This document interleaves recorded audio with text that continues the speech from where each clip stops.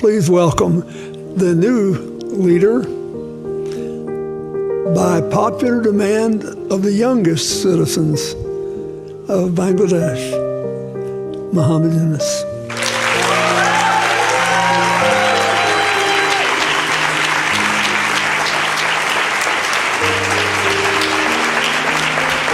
Thank you, Bill. It's a strange thing that I get a letter from United States coming from a governor of Arkansas. So you have to figure out where is Arkansas. He wants to meet me immediately.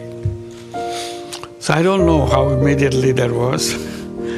I said, next time I'm coming to United States for this visit, this program. So when I come, I'll definitely come and see you. He said, it's very urgent. I said, well, I'll see how quickly I can come. I couldn't come early. I came for the meeting. And that was the beginning of our contact. And he tried to understand, what is this Grameen Bank that people talk about? So I explained. And both he and Hillary were sitting there in the hotel room where I was invited to talk. And after listening, we need it. He says, we need it. How quickly we can get it in Arkansas.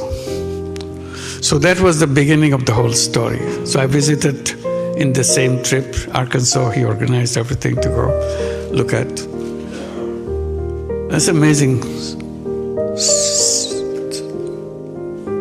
scene that I've seen in the rural areas of Arkansas. People sitting around, shops closed down because the economy was in a total disaster. So the people who were accompanying me to show me around, can they do something? I said, of course, they are the one who will do something. They couldn't believe that these people can do something. So that was the beginning. Bill said, yes, we're going to do that. I explained how this works. And a Grameen program was set up. Hillary was put in charge. He was the governor and want to get it done. And this is the beginning of it. But I didn't realize what he is doing is so important to him. I found out when he was running for president. He was a governor. Now he wants to be president. He said, you must be present when I announce my presidentship, declare as a candidate. I didn't understand why he wants me to be president. I declared it. He said, one of the points he made in the speech, if I'm elected president, I will have Grameen program in every inner city of the United States. You thought people would be happy? Next day he got a coverage saying that he's a crazy guy. He brings someone from Bangladesh to tell the Americans what to do. How crazy can you get? He didn't give up. He explained again and again why it's important. He never stopped saying how important it is to help people transform themselves with a touch of few dollars. And that was the beginning that continued when he became president. He wanted to do it. And that's the signing of the bill he mentions. And then Hillary came to Bangladesh along with Chelsea. I saw Chelsea here. Both of them came to Bangladesh, spent 4 days with us, wearing Grameen check, which is a rural handloom weaver, make the very simple clothing like this. And all 4 days they were wearing clothes which was made by the weavers in the villages and designed by a local young person. And everybody said, what's she wearing this? How did you do that? Who designed it? So I was not prepared to answer all those questions. I don't know why they asked. But they were so curious that the First Lady of the United States wearing this dress made from very simple fabric done by the rural weavers. So tremendous respect that it showed to people who just do things with their own fingers, with their own hands, and for tradition of long, many years. And then Bill Clinton comes after this visit, and first thing he said, I couldn't take it anymore in our breakfast table. All they talk about is Bangladesh, Bangladesh, Bangladesh. So I don't know what they're talking about. So I said, now I go there, and I'll be talking Bangladesh, Bangladesh, so that it will be even. So that's the kind of intensity he felt about the people who need the support and so on. And that didn't disappear in Arkansas. When he became president, it slowed down, but it appeared in Chicago. Became a program in Chicago. And now it came in a big way, Grameen America. Grameen America started right here in New York City, in Jackson Heights. It's a tiny little program. And then it started spreading. Now Grameen America has 35 branches all over the United States. Every major city has a Grameen Bank branch. And today, nearly 200,000 borrowers, all 100% women in all these inner cities, which use his dream, and take $1.5 billion a year. We reached at the level, now we lend out $1.5 billion a year with perfect repayment record. No collateral, nothing. And they are giving the projection, so in the next 10 years, we'll be reaching a level with $4 billion a year kind of loan duration. It's an amazing story, what he began. And the time he began, we became a bank, formal bank, got a license in 1983.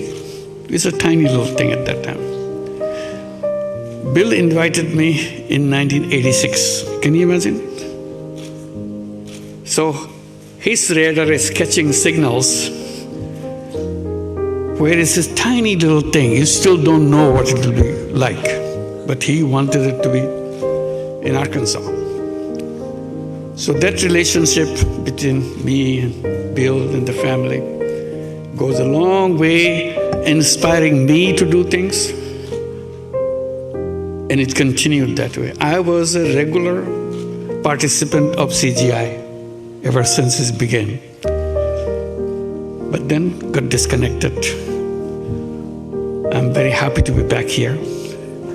It's wonderful. You've heard a lot of stories about Bill Clinton, but probably many people don't know the story that I know. And I saw him very close range, what he is all about. And I'm so proud to be his friend and Hillary's friend and Chelsea's friend. It's a wonderful relationship for a cause, and he never for a moment paused over the validity of this concept and continued even today. Wherever he goes, he tells the story. And he never forgets what is happening to me and to our work.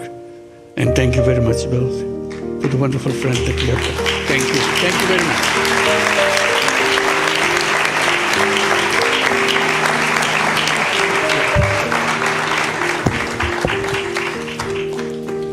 Well, you're the only old guy I know who was ever drafted for his eminent position by the young people of his country.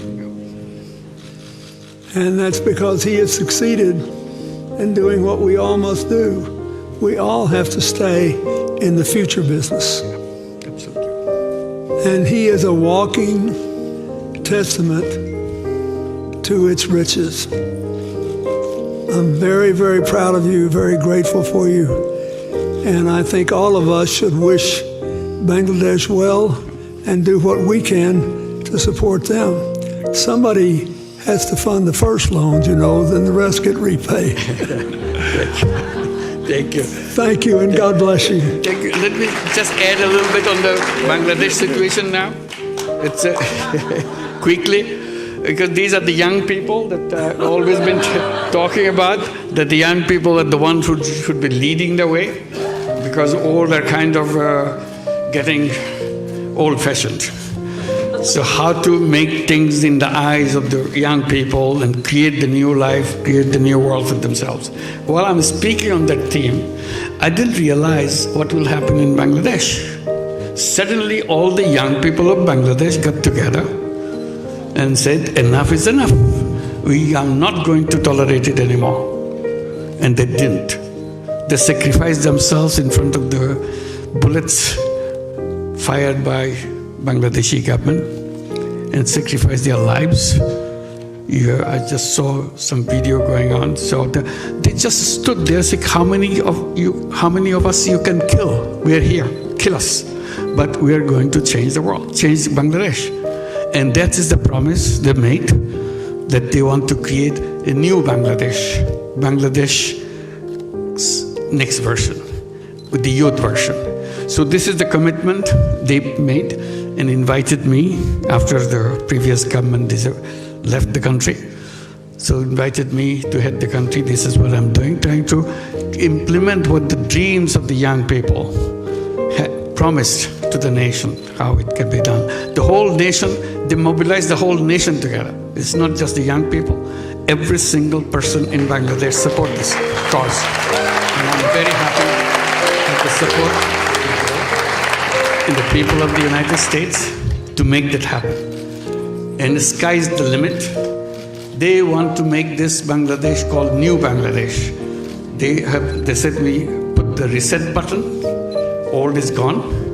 So now you build a new Bangladesh on top of it. The images of our dreams. And this is a Bangladesh of the dreams they will make.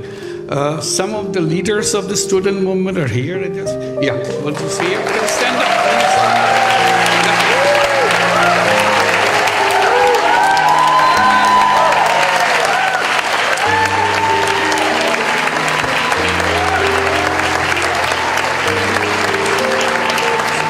It's amazing the way they all speak. The language I never heard. That speak about the world they want to build, the country they want to build for themselves, and they are ready behind it to make that happen. So please help them, support them, so that their dream comes true. And this is the responsibility we take together, and you will be here with us in that dream, making that dream come true.